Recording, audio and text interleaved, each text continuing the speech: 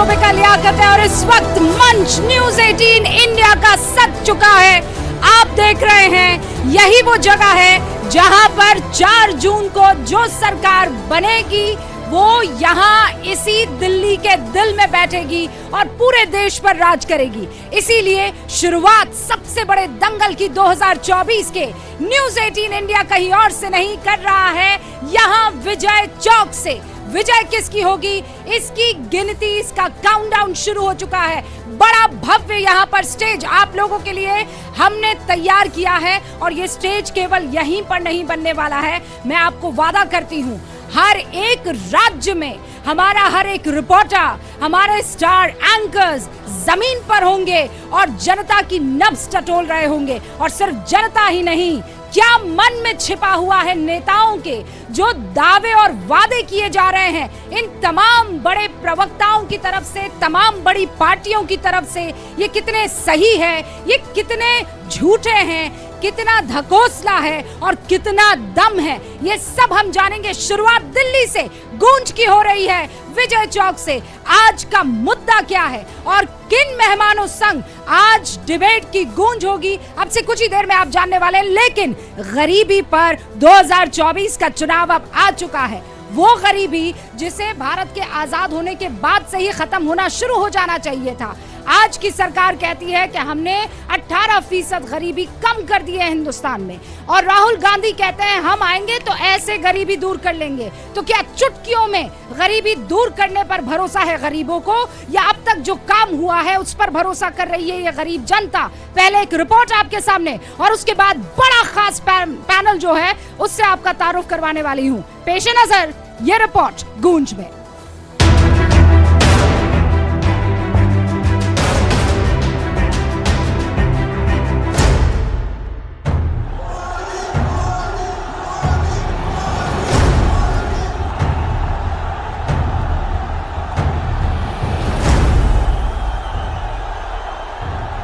लोकसभा चुनाव में एक बार फिर गरीबी पर सियासत गर्मा गई है। गरीबी हटाने और मिटाने के दावे किए जा रहे हैं, आरोप प्रत्यारोप जारी हैं। गुरुवार को उत्तराखंड के ऋषिकेश में पीएम मोदी ने आरोप लगाया कि कांग्रेस ने सिर्फ गरीबी हटाने का नारा दिया। केंद्र सरकार दावा कर रही है कि उसने कुछ सालों में ही 25 करोड़ लोगों को गरीबी से बाहर निकाल लिया।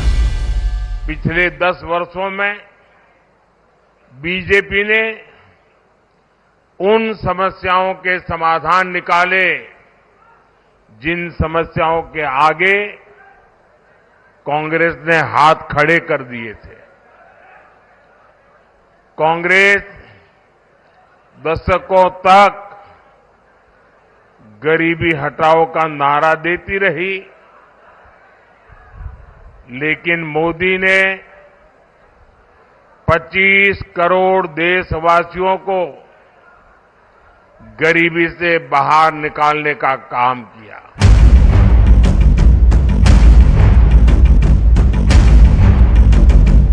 उत्तराखंड में डमरू पीएम मोदी ने बजाया, लेकिन जादू करने का दावा राहुल गांधी ने कर दिया, वो भी उस गरीबी को हटाने के लिए जिसे खत्म करने का दावा कांग्रेस 80 के दशक से करती आ रही है। राजस्थान के बीकानेर में राहुल गांधी ने गरीबी हटाने की ट्रिक बता दी। अगर आप गरीबी रेखा के नीचे हो, आपके बैंक अकाउंट में हर साल 1 लाख रुपया, 8,500 रुपया महीने का खटाखट खटाखट खटाखट खटाखट आता रहेगा।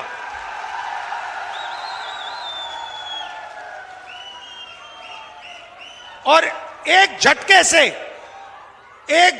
से हिंदुस्तान से हम गरीबी को मिटा देंगे।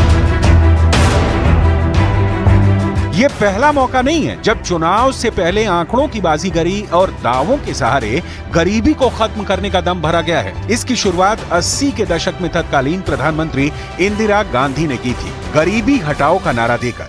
भारत में गरीबी का हाल एक आंकड़े के जरिए समझिए, किस तरह से देश में गरीबों का ग्राफ बढ़ता और गिरता रहा।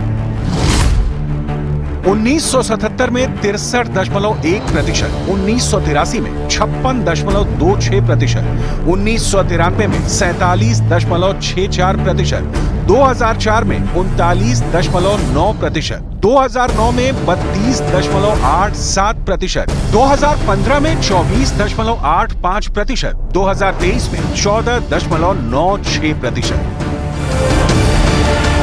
चुनाव राज्य का हो या फिर केंद्र का, हर बार चुनावी प्रचार और दावे का सेंटर कमोबेश गरीब और गरीबी ही रहा। लेकिन वक्त बदला, सत्ताधीश बदले, चेहरा बदला, लेकिन अगर कुछ नहीं बदला तो वो है गरीबों की हालत। वो आज भी इसी इंतजार में हैं कि ये दुख खत्म क्यों नहीं होता, ये गरीबी का दंश मिटता क्यों नहीं।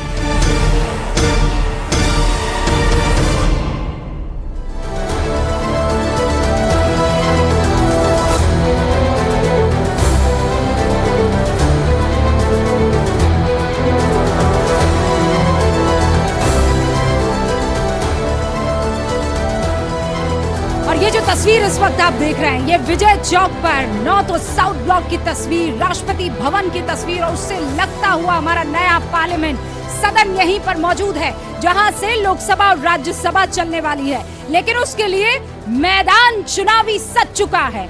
अभी 7वें दिन जब मैं आपसे बात कर रही हूँ, पहले फेज की वोटिंग होने वाली है 102 सीटों पर। लेकिन उससे पहले ये दावों और वादों का दौर और तेज रफ्तार से आगे बढ़ रहा है। सारे खास मेहमान न्यूज 18 इंडिया के मंच पर इस वक्त आपको दिखाई दे रहे हैं। जोरदार तालियों से स्वागत कीजिए भारतीय जनता पार्टी की राष्ट्रीय प्रवक्ता शाजिया इल्मी का। शाजिया जी, आपका बहुत बहुत स्वागत है। हमारे साथ यहाँ पर आरजेडी की प्रवक्ता कंचन यादव भी जुड़ चुकी है। राष्ट्रीय प्रवक्ता कंचन, आपका भी बहुत बहुत स्वागत है। हमारे साथ आरएमएल यानी राष्ट्रीय लोक मंच के राष्ट्रीय प्रधान जो है माधव आनंद जी जुड़ चुके हैं। बहुत बहुत स्वागत है आपका। और चूंकि मुद्दा गरीबी से जुड़ा हुआ है, नेशनल कोऑपरेटिव कंज्यूमर्स फेडरेशन के इस वक्त आपको चेयरमैन विशाल सिंह भी स्क्रीन पर नजर आ रहे हैं। और अब से कुछ ही देर में हमारे साथ तहसीन पुनावाला जुड़ने वाले हैं। इंडिया गठबंधन के साथी हैं कौन? आरजेडी। और इसीलिए शुरुआत कंचन यादव, पहली बार आप गूंज के मंच पर आई है, मैं आप ही से शुरू करती हूँ। क्या चुटकी बजाकर गरीबी को खत्म किया जाता है, वो भी तब जब राहुल गांधी की दादी ये दावा और वादा किया करती थी कि गरीबी हटाओ, और अब तक वही हटाने का क्रिया है वो चल रही है। 2014 के चुनाव में प्रधानमंत्री नरेंद्र मोदी जी ने कहा था, जब वो प्रधानमंत्री नहीं बने थे, उनका वादा था कि हर साल हम 2 करोड़ नौकरी देंगे। 10 साल हो गए, 20 करोड़ उन्होंने दिया नहीं। अगर 20 करोड़ रोजगार दिए होते, और हम मान के चले एवरेज अगर एक फैमिली में 4 मेंबर होते हैं तो 80 करोड़ को अभी अनाज देने की जरूरत नहीं पड़ती। तो अनाज नहीं बल्कि रोजगार है इसका समाधान। और दूसरा हम आपको बता दें कि 45 साल में सबसे ज्यादा बेरोजगारी है, और प्रधानमंत्री नरेंद्र मोदी जी जिस मंच पर जा रहे हैं, जब से चुनाव का आगाज हुआ है 20 से ज्यादा रैलियां कर चुके हैं वो, लेकिन किसी भी मंच पर, एक भी सिंगल मंच पर उन्होंने बेरोजगारी के नाम नहीं ली, उन्होंने महंगाई के नाम नहीं ली, उन्होंने रोजगार का नाम नहीं लिया। वो 3 कीवर्ड बोल रहे हैं, महंगाई, बेरोजगारी और तीसरा रोजगार। बेरोजगारी रोजगार दोनों एक मानकर चल रही हूं मैं, लेकिन बड़ा सवाल यह है, मैं जनता के सामने रख देना चाहती हूँ गूंज में जो 3 बड़े सवाल है, और उन्हीं सवालों के इर्द गिर्द ये बहस होने वाली है। पहला सवाल ये कि पिछले 55 साल से मोदी जो आज आरोप लगा रहे हैं कि गरीबी हटाना सिर्फ और सिर्फ नारा था, तो क्या पिछले 55 साल से गरीबी सिर्फ एक सियासी मुद्दा है? क्यों ये मुद्दा है? दूसरा सवाल, 10 सालों में देश में 18% गरीबी कैसे कम हुई? और फिर तीसरा सवाल, 2024 में क्या गरीबी का नारा काम करेगा? लेकिन यहाँ पर कंचन क्या कह रही हैं, आरजेडी की राष्ट्रीय प्रवक्ता, कि मोदी मंच से बेरोजगारी का जिक्र नहीं करते, महंगाई का जिक्र नहीं करते। शाजिया इल्मी, जवाब दीजिए। मुझे लगता है मेरी बहन ने शायद ठीक से सुना नहीं है मोदी जी को, और देखा नहीं कि देश में क्या हो रहा है। सबसे पहले तो मैं कहना चाहूंगी राहुल गांधी जी से कि अगर आपको लगता है कि खटाखट पैसे जाएंगे बाकायदा लोगों के खाते में, तो समझ जाइए ये आपके स्विस बैंक के खाते नहीं है, जहां फटाफट जो आपके चोरी और रिश्वतखोरी और घोटालों के पैसे गए हैं। अगर आपका प्लान ये है कि उन स्विस बैंक से निकाल कर आप वो पैसा जो आपके और आपके पूरे परिवार और आपकी पार्टी ने लगातार सालों साल जनता को लूट के कमाया है और स्विस बैंकों में पहुंचाया है, तो क्या वो पैसा वापस लाकर आप गरीबों को देने चाह रहे हैं? और अगर ऐसी आपकी मंशा थी भाई साहब, तो ये बता दीजिए। नहीं, ऐसी आपकी मंशा थी, अगर ऐसी मंशा थी तो अब तक क्यों नहीं किया? राजस्थान में आपकी सरकार थी भाई, वहाँ तो गरीबी दूर हो जानी चाहिए। कर्नाटक में तो अभी भी सरकार है। कल ओके शाजी जी, खटाखट फटाफट काउंटर कंचन। बिल्कुल, इन्होंने स्विस बैंक का नाम लिया, इन्होंने खटाखट पैसे स्विस बैंक में जाने का नाम लिया, तो मैं याद दिला दूं, यही प्रधानमंत्री नरेंद्र मोदी जी कहते थे कि काला धन आएगा और सबके खाते में 15-15 लाख जाएगा। 10 साल हो गए, बताइए आपकी 15 लाख का हमारे खाते में आपसे अकाउंट खोल कर छोटा सा खटाखट फटाफट, रिक्वेस्ट करती हूँ, खटाखट फटाफट, और मैं फटाफट 15 लाख आया कि नहीं आया? कंचना जी की बात का, कंचना जी 15 लाख आया कि नहीं आया? कंचना जी देखिए, सबसे पहले तो मैं बता दूं, ये बेरोजगारी की बात कर रही थी, इनको बताना चाहिए जब तेजस्वी जी बात करते हैं रोजगार की ना, तो ये भी कह दे अगर रोजगार देंगे ना तो उस बेचारे गरीब लड़के या लड़की का जमीन भी ले लेंगे, पट्टा भी छीन लेंगे और इस तरह से उगाही करेंगे, यानी कि उगाही की दुकान इनकी चल रही है। और इनसे ये भी बता दीजिए कि जहाँ जहाँ तेजस्वी जा रहे हैं, इंसानों को तो छोड़ो, गाय भैंसे भाग रही हैं वहां से और तसला ले लेके घूम रही हैं कि हमारे चारा नहीं फिर से खा जाएंगे। तो ऐसी तो बुरी हालत है। अरे तहसील पुनावाला भी आ गए हैं भाई, ये सब फटाफट आए, आप कहाँ खटखटा रहे थे? काहे खटाखट आप यहाँ नहीं आए? क्या है रूबिका जी कि जो ट्रैफिक की हालत है वर्तमान, जो सरकार जिसके तहत पुलिस आती है दिल्ली के अंदर, जिस तरह से ट्रैफिक का बदहाल उन्होंने करते रखा है। अब मैं कुछ एक आंकड़ा दे दूं, शाजिया जी आपको ईद मुबारक, रूबिका जी आपको ईद मुबारक बिलेटेड। लेकिन पावन महीना चल रहा है, पावन समय चल रहा है नवरात्र का, झूठ नहीं बोलना चाहिए। अभी शाजिया जी ने कहा, मैं उनकी बहुत आदर करता हूँ, कि स्विस बैंक के पैसे, CNN न्यूज 18 की रिपोर्ट पढ़ रहा हूँ, किसी और की नहीं, उस पर विश्वास करते ना आप। 50% स्विस बैंक में पैसे बढ़े हैं 14 साल के सबसे हाईएस्ट रिकॉर्ड में, जब से वर्तमान प्रधानमंत्री माननीय नरेंद्र मोदी जी प्रधानमंत्री बने। फैक्ट चेक कीजिए मुझे। ये देखिए क्या होता है ना टीवी पर, भाजपा के प्रवक्ताओं के पास के खाते तो गोपनीय हैं, आपको कैसे इन्फॉर्मेशन मिल गई? कोई खास सोर्स ठीक है, मुझे मैं उसका जवाब दे देता हूँ, मैं जवाब दे देता हूँ, मैं जवाब दे देता हूँ। मुझे सुनिए, मैं इसका इन्फॉर्मेशन देता हूँ। मुझे इन्फॉर्मेशन बिल्कुल उसी सोच से मिली जिस सोच से माननीय प्रधानमंत्री ने कहा कि स्विस बैंक में उतने पैसे सबके खाते में 15 लाख डाल दूंगा, उसके बाद जुमला किया। ये थोड़ा सा अगर हम फैक्चुअल बात करें, आप फाइनेंस समझते हैं, तो हम बात करें कि स्विस बैंक के जो डेटा है वो बात सुनिए ना, 15 लाख आप लोग रट के 15 लाख आपने तस्बीह कर ली है। 15 लाख पर आपने जो है मानक पूरा कर लिया है, लेकिन फिर भी जीत आपके खाते में नहीं आई है इस बार। मुझे ये बताइए, सुन लीजिए, मैं आंकड़े कह रहा हूं, मैं गरीबी पर बात कर रही हूँ, थोड़ा सीरियस मैं इस डिस्कशन को ला रही हूँ। आप मुझे ये बताइए ना, ये खटाखट गरीबी कैसे दूर हो? मैं बताता हूँ। दादी ने कहा गरीबी हटाओ, अभी तक पोता कह रहा है कि गरीबी हटाओ। कहाँ गया बीच का काम, कहाँ गायब हो गया? ठीक है, इसके पहले मैं आपको आपके शो पे एक प्रेडिक्शन कर रहा हूँ। 2024 के चुनाव जिस दिन नतीजा आएगी, मैं आपके साथ रहूंगा। कांग्रेस को मिल रही है 190 सीटें, भाजपा 160 पे सिमट जाएगी। ये चीज नोट कीजिए। अब आप आते गरीबी कैसे हटेगी उस पर। इन्होंने एक आंकड़ा दिया कि हमने 18 करोड़ या 18% या जो भी आंकड़े ये देते, लोगों को हमने गरीबी रेखा से बाहर निकाले वर्तमान सरकार ने। वो डेटा आपने पढ़ा है? किसी ने वो डेटा पढ़ा है? वो डेटा जो है मल्टी डायमेंशनल पॉवर्टी इंडेक्स का डेटा, वो डेटा बहुत अजब डेटा है। 2011 का डेटा लेता है जब भारत बूम कर रहा था, 2014 का लेता है, और 2019 से लेते 2022 का डेटा खा जाता है। क्यों?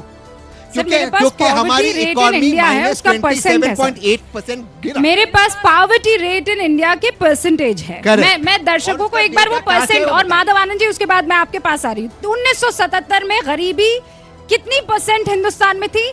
63%। 83 में 56, 87 में 50, ऐसे करते करते मामला आया 2011 22% रहती है पॉवर्टी। और आज जब मैं आपसे बात कर रही हूं, या ये कहिए कि जब सरकार नरेंद्र मोदी की शुरू हुई तो 18% हुई, 2017 में 13% हुई, 2018 में 11%, 2019 में 12 हुई, 2020 में 14 हुई, 2021 में 11 हुई। माधव आनंद जी, गरीबी हटाओ महज नारा या वाकई काम हो रहा है? रूबिका जी, एक बार आप दोहरा देंगे कि राहुल गांधी ने क्या कहा? और ये वर्ल्ड बैंक का डेटा है, मैं बता दूं। सोर्स हमेशा तहसीन पुनावाला कहना पसंद करते हैं ना, वर्ल्ड बैंक का डेटा। एक सेकंड पहले माधव आनंद जी, फिर मैं आती हूँ। ऑथर पढ़ लीजिए ना। वो वर्ल्ड बैंक का डेटा नहीं है, वर्ल्ड बैंक के लिए किसी ने पेपर लिखा है। अच्छा, अब इसमें आपको और छलांग मारनी। अच्छा रुकिए ना। रूबिका जी, अरे रूबिका जी, राहुल गांधी ने क्या बोला? खटाखट फटाफट दोहरा दीजिए प्लीज, आपसे मैं आग्रह कर रहा हूँ, दोहरा दीजिए। राहुल गांधी ने क्या कहा? कंचन जी दोहराएंगी? कंचन जी ने क्या कहा? राहुल नहीं, गांधी नहीं मैं ये बात जरूर कहूंगी कि अगर खटाखट राहुल जी अब यूज मैं नहीं जवाब किए देता होते हूं। ना हाँ। तो यहाँ पर अब debate रूबिका जी नहीं मैं हो जवाब रहा देता था। हूँ। ये तो देखिए मान लीजिए कि राहुल गांधी जी strategy खटा, भी हो सकती है कि ताकि अब सुन मीडिया लीजिए थोड़ा सुन लीजिए और कंचन जी, दिखाए। मेरी बारी है। माधव आनंद मैं हूँ, आप नहीं है।